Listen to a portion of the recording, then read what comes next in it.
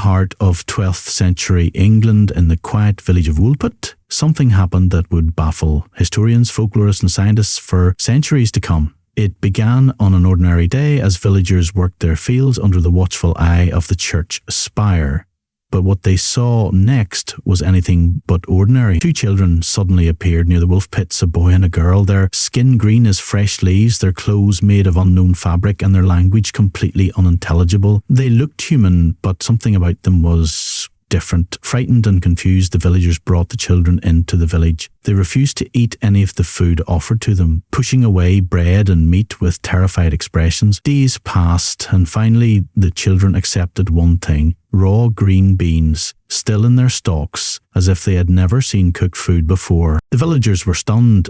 Where had they come from? Why was their skin green, and why did they speak a language that no one on earth recognized? The children were weak, malnourished, and clearly frightened. Slowly, the girl began to adjust to village life. She learned English, started eating normal food, and her green skin eventually faded to a normal human tone. But the boy, he remained sickly and confused. He never truly recovered from the shock of whatever he had experienced. A few months after their discovery, he became ill and died, leaving behind even more questions than answers. As the girl grew older and her English improved, she finally told the villagers where she and her brother had come from, and what she said only deepened the mystery.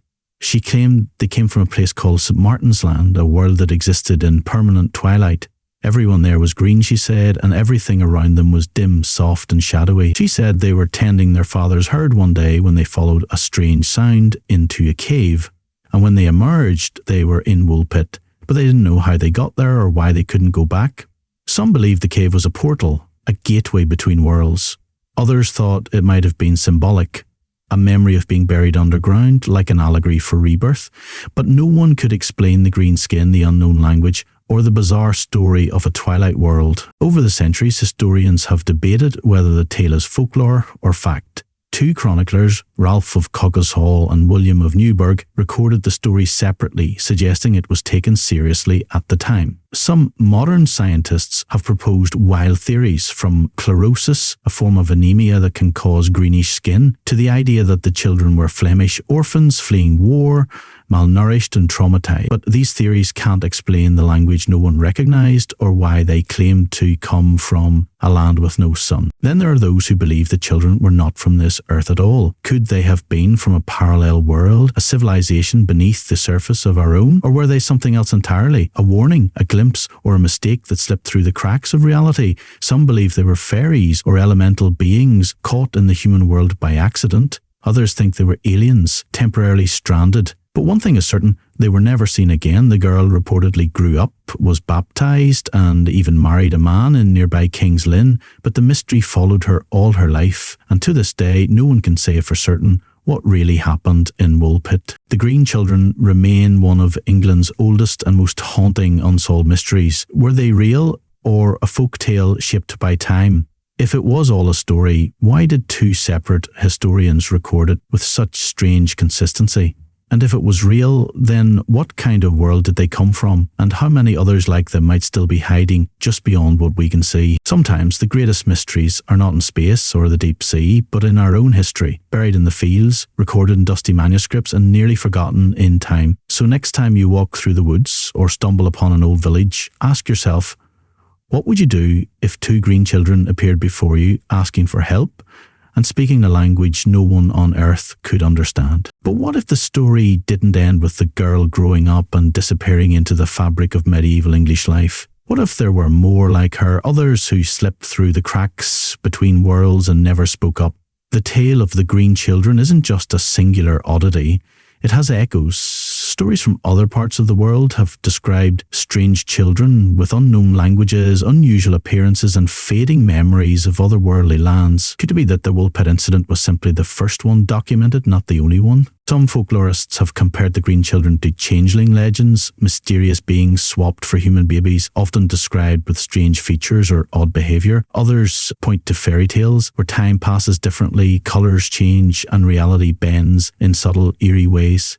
What's chilling is that the girl herself never claimed to be magical or supernatural. She truly believed she had come from another place, one just as real to her as Woolpit was to the villagers. Centuries later, the village of Woolpit still exists, quiet and unassuming, with no sign left of the Woolpits that gave the town its name. But ask the locals, and many will tell you the green children are not forgotten. Some say the ground still holds secrets. Others believe the story is a warning that not everything that appears human comes from here or stays for long. The girl never returned to St. Martin's Land, and perhaps she never could. If the cave was truly a gateway, it may have closed forever the moment they passed through. Or worse, maybe it was never meant to open at all. Some researchers have even suggested the cave might have been a natural wormhole or a dimensional rift, something rare and unexplained that allowed two young beings to step from one world into ours completely by accident. And if that's true, then what else has crossed over? It's easy to dismiss the story as old folklore, a tale twisted by centuries of retelling. But there's a reason it has survived for over 800 years. There's a reason it still sends shivers down spines and sparks curiosity among historians, skeptics and believers alike, because deep down part of us wonders, what if it really happened? What if the world is stranger than we want to admit? What if there are places just outside our reach? Places we glimpse only through stories, dreams, or sudden appearances of green-skinned children. Stories like these remind us that history isn't just dates and kings. It's whispers, it's oddities, it's the strange, forgotten moments that don't quite fit. And that's exactly why they matter. Because the moment we ignore the impossible, we stop discovering the truth hiding within the mystery. And perhaps, just perhaps, somewhere out there, in some distant twilight world, a story is told of two children who vanish into a land where the sky is blue, the sun burns bright, and no one speaks their language. A land where the beans are cooked, the people are pale, and time moves differently. A land called Earth. There's something unsettling about how calm the story ends. No grand conclusion, no resolution. Just a girl who adjusted to life, got married and vanished from history. As if the mystery was meant to remain unsolved, as if the truth was never meant to be found. And maybe that's the part that haunts us the most. The silence that followed. For all the fascination, for all the retellings, the girl never revealed more than fragments of her past. Whether out of fear, forgetfulness, or something darker, she took the full truth with her to the grave. And yet her words echo through time, a land of twilight, green-skinned people, a mysterious cave. What if her story wasn't a legend, but a slip-up in something bigger? A moment where two timelines brushed against each other, a ripple in reality where a doorway opened just long enough for two children to pass through and then closed forever.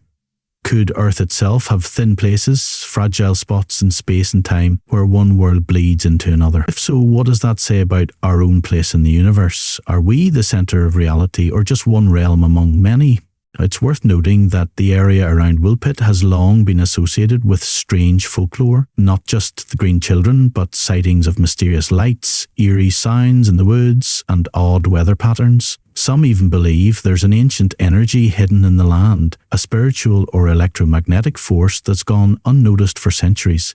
Could this energy have something to do with what the children experienced? Are these just desperate attempts to explain the unexplainable? Even today, scientists explore the possibility of parallel dimensions, alternate realities, and unseen worlds. Theories like string theory and the multiverse suggest our universe may be just one of many. If that's true, then maybe, just maybe, the green children weren't lost. Maybe they were the first evidence of a truth science is only now beginning to understand. And still, their story remains painfully human. Two lost children, one too frightened to survive, one who adapted but never fully belonged, in a village that tried to help yet could never truly understand what had happened. That contrast between the cosmic and the personal is what makes the tale endure.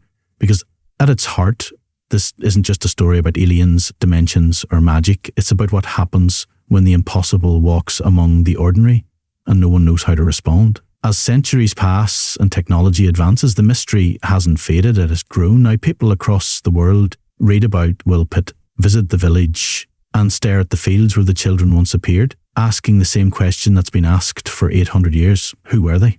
Were they victims of war, travellers from another world, or simply two starving children with a strange illness and a wilder story? We may never know. But the beauty of a true mystery is that it doesn't need to be solved to be powerful. The green children of Woolpit have become more than a tale. They've become a symbol of the unknown, the in-between, and the possibility that our world is far stranger than it appears. So if you ever walk through the countryside and feel something strange in the air, an unexplained chill, a hum in the trees, a flicker of light where there shouldn't be any, ask yourself, what if that's where their world and ours almost touched again? And what if next time it's not children who step through?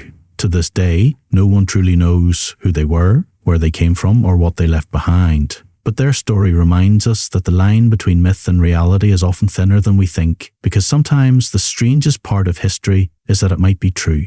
If this mystery intrigued you, don't forget to like, share and subscribe, because the past still whispers and some stories are far from over